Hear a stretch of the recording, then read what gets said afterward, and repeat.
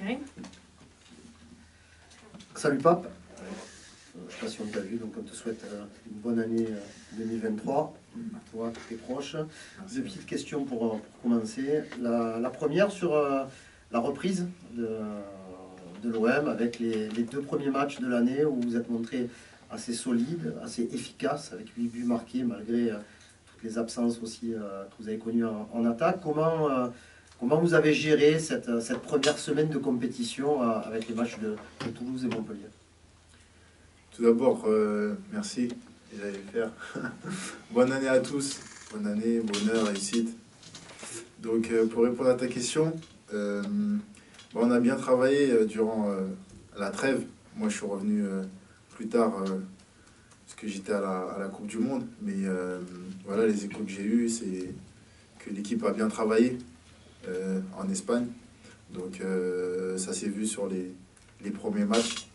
On a su mettre du rythme, imposer ce qu'on devait faire et mettre dans notre jeu. Donc c'est de bon augure pour la suite. Et la deuxième question, elle est plus d'actualité, quoi, avec ce match de Coupe de France. Tu dis régulièrement l'OM est le plus grand club français, mais l'OM n'a plus gagné la Coupe de France depuis 1989. Dans ta tête et dans votre tête, à quel niveau arrive cette compétition que vous allez aborder à partir de samedi? C'est un match très important. On le sait, comme il a pu le dire ce matin, le coach. C'est un match qu'on veut gagner. C'est une compétition qu'on veut remporter. Voilà, on est à l'Olympique de Marseille. On se doit de montrer à chaque match qu'on est voilà, une grande équipe. Et voilà, c'est un match à élimination directe. Donc demain, samedi, c'est une finale. Bonjour Pape. Karim l'a rappelé, l'OM n'a plus gagné la Coupe depuis 89 et n'a plus de trophée depuis 2012. Est-ce qu'il y a un certain poids sur cet effectif par rapport à cette disette? Non, après, on sait tous que ça fait longtemps que le club n'a pas remporté de trophée, malheureusement. Maintenant, voilà, on travaille pour faire du mieux possible. On l'a vu en championnat, on est de mieux en mieux. On n'est pas très loin du premier. Donc voilà, samedi, c'est un match, ça va être un match important, comme je vous l'ai dit. Ils vont être aussi là pour voilà, nous titiller et gagner ce match. Donc on a l'habitude des matchs de Coupe de France, voilà, qui ne sont pas sous-estimés à donner le maximum. Et c'est ce qu'on va faire samedi. Bruno.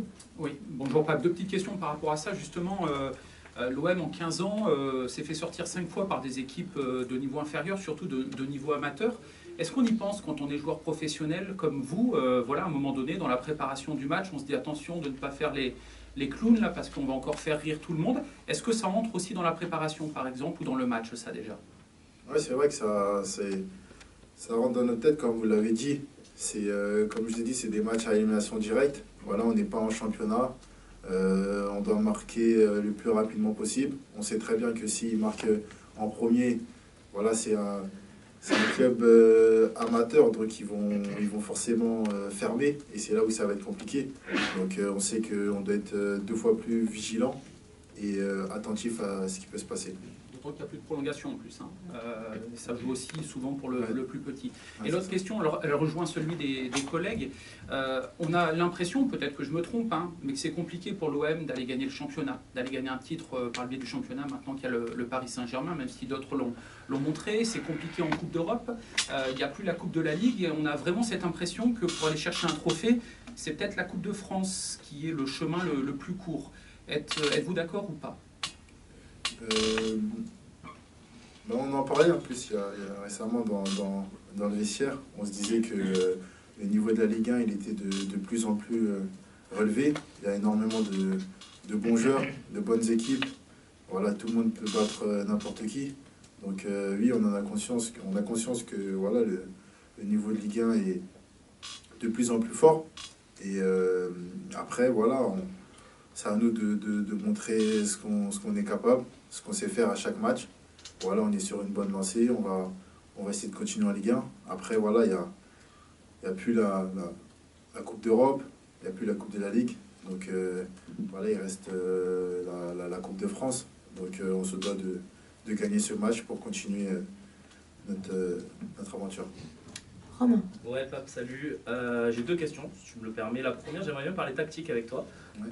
Les milieux de terrain sous Igor Tudor, c'est un rôle assez particulier. Vous êtes beaucoup en déclenchement de pressing, vous changez de joueur marqué selon la zone. Enfin, on a l'impression que c'est vraiment très particulier. Est-ce que tu peux décrypter, sans rentrer forcément dans les secrets d'Igor Tudor, mais si tu peux nous décrypter un peu la fonction de milieu de terrain sous Igor Tudor, s'il te plaît? Bah, c'est vrai que on doit faire énormément de choses. Après, comme tout poste de l'équipe, on s'adapte voilà, à nos coachs. Mais oui, c'est vrai qu'on a beaucoup de tâches à effectuer. Après, on prend le temps de les répéter à l'entraînement. On fait beaucoup de jeux man-to-man pour suivre nos joueurs. Voilà, on a une responsabilité. Et après, je vais pas vous donner, les petits secrets parce qu'on nous écoute. Mais Ça te plaît? ouais, ça me plaît. Ah, ça me plaît. Je serais fou si ça me plaît pas. Non, ça me plaît. Tant qu'on gagne et que tout le monde sait ce qu'il a à faire, c'est l'essentiel. Et la deuxième question, elle est un peu plus perso sur ta situation au club. Tu n'as plus qu'un an et demi de contrat. Tu as dit il y a quelques jours que tu allais rencontrer les dirigeants pour faire le point. Moi, j'ai pas dit c'est moi j'allais rencontrer. Oui, il va y avoir des discussions, tu as dit. Est-ce que ça a avancé? Et sinon, est-ce que ta situation par rapport au tribunal arbitral du sport bloque tout mouvement cet hiver? Non, ça bloque aucun mouvement sur ça. Et sur la première question, moi je suis toujours à l'Olympique de Marseille. Comme vous l'avez dit, ça fait 3 ans que je suis ici. Comme j'ai répété, je suis bien dans ce club. Après, non, j'ai pas vu les dirigeants. Moi, je suis sur le terrain. J'essaye de faire ce que je sais faire à chaque fois que je joue. Donc voilà, moi, ma mission, elle est là. Après, sur ce qui peut se passer après pour ma suite, ça, c'est pas moi qui gère. Flo. Pas de question simple. Je voudrais savoir si tu te sens plus fort après cette Coupe du Monde, parce que c'est un événement tellement important pour un joueur qu'y participer, c'est pas rien. Voilà. Est-ce que, je sais pas, tu as l'impression que ça peut te faire franchir un cap et que tu te sens plus costaud, plus mature après une telle aventure? Honnêtement, je me sens plus fort, je sais pas, mais j'ai plus de confiance. Je pense que même après la CAN, ça m'a fait du bien. Parce que en club, quand j'ai pas trop de temps de jeu, ça me fait du bien de partir en sélection pour gratter du temps de jeu. Et voilà, je joue à côté de très grands joueurs. Donc c'est vrai que au niveau confiance, voilà, ça me permet d'en prendre. Après la Coupe du Monde, oui, je pense que j'ai plus confiance en moi. Ça peut se voir sur le terrain, je me sens bien avec mes partenaires. Et voilà, maintenant je vais continuer à travailler pour continuer à progresser. Bruno. Oui, sur votre cas personnel, vous le disiez, ça fait 3 ans que vous êtes là, tout ça, mais on n'a pas encore un Pape Gaye titulaire. Voilà, alors vous arriviez de Ligue 2 à l'époque, vous êtes encore jeune, mais déjà, est-ce que c'est une déception ou pas, ça? Même si ici, il y a une grosse concurrence parce que c'est un grand club. Comment vous voyez tout ça? Ou est-ce que c'est aussi une étape dans votre carrière, selon vous? Non, je pense que à mon arrivée, personne pensait que j'allais faire ce que j'ai fait. C'est-à-dire que je suis arrivé, personne ne me connaissait. Je suis arrivé au club, voilà, en tant que petit garçon qui apprend. Aujourd'hui, moi, je suis fier de ce que j'ai pu apporter dans ce club, même si, voilà, j'aurais aimé jouer plus cette année parce que les 2 saisons dernières, j'ai eu beaucoup de temps de jeu. C'est que cette année-là où j'en ai un peu moins. Mais voilà, moi, je suis fier de ce que j'ai fait. Voilà, l'Olympique de Marseille m'a permis de jouer des grands matchs, des classicos. J'ai joué, ça m'a permis d'aller en sélection. gagner une CAN, jouer la Coupe du Monde. Donc non, je suis content de ce que j'ai pu faire. Après, c'est vrai que j'aurais aimé avoir plus de temps de jeu, mais bon, il y a de la concurrence, comme vous l'avez dit. Moi, je suis un compétiteur. Sinon, je serais parti dans une plus petite équipe. Hein. Je savais qu'en venant ici, qu'il y a d'avoir de la compétition. Et en tant que joueur, c'est ce que j'aime. Karim. Deux questions rapides. La première, sur tout à l'heure, tu parlais du niveau de la Ligue 1 qui semble s'élever encore. On a une équipe à 44 points, une équipe à 40 points. Vous êtes à 36 points. Vous êtes en capacité quasiment de faire une des meilleures phases allées de l'histoire du club. Comment vous vivez ce plan comptable? Est-ce que vous arrivez aussi à rester focus sur... Parce que vous dites souvent on prend match après match, mais bon, dans la tête, est-ce que c'est simple quand on marque autant de points et qu'on gagne autant de matchs? Non, c'est simple. Là, on est des compétiteurs. C'est vrai qu'on veut gagner à chaque match. On sait que en ce moment, on est bien, mais voilà, ça peut aller très vite, notamment dans ce club. Donc non, on est concentré. Le coach nous le rappelle chaque jour. Voilà, comme quoi, comme vous l'avez dit, c'est match après match. On ne doit pas s'enflammer parce que voilà, un point à la fin de l'année, ça peut être quelque chose de très important. Donc non, on est concentré. On prend rencontre après rencontre pour gagner le maximum de matchs.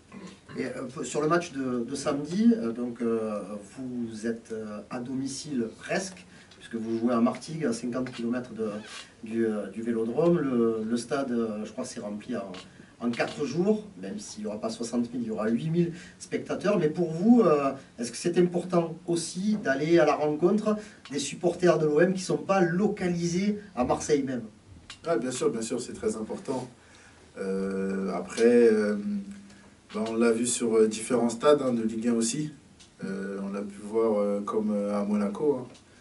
Il y a beaucoup de supporters qui viennent nous supporter. Donc ouais, on est très contents, on est très fiers de les avoir avec nous à chaque match. Franchement, ils nous apportent énormément. Et voilà, samedi, on va être très contents de les recevoir encore une fois. Allez, on finit avec toi, Ludovic. J'ai deux petites questions aussi. On juge souvent l'entraîneur à sa faculté à avoir des résultats, mais aussi à faire progresser les joueurs, surtout les jeunes. Qu'est-ce que tu as appris avec Igor Tudor? Et une autre aussi question aussi sur quelle impression te fait Ruben Blanco à l'entraînement? Okay. La première, comme vous l'avez dit, hein, moi j'ai eu la chance d'avoir, je ne sais pas si c'est la chance, mais j'ai eu plusieurs entraîneurs en quelques années. Voilà, chaque entraîneur avait ses principes de jeu, sa façon d'entraîner, ses idées de jeu. Donc le coach m'apprend beaucoup de choses sur l'aspect tactique, sur l'aspect technique. C'est un jeu différent qu'on a pu avoir de l'année dernière. C'est un style de jeu façon italien. Donc on apprend énormément chaque jour. Et pour moi, comme les joueurs, ça peut nous servir pour la suite de notre carrière. Et pour Ruben, voilà, malheureusement, il a pas trop de temps de jeu, en vue des prestations de Pau, mais c'est un gardien qui est complet, malgré sa taille. Il est explosif, il a un bon jeu au pied. On peut voir, vous ne pouvez pas le voir, mais à l'entraînement, il est très bon. Donc non, il continue à travailler. En plus de ça, c'est un bon mec et c'est un bosseur. Donc voilà, on est très content de l'avoir parmi nous. Merci beaucoup, on enchaîne avec Merci. la suite. Vas-y.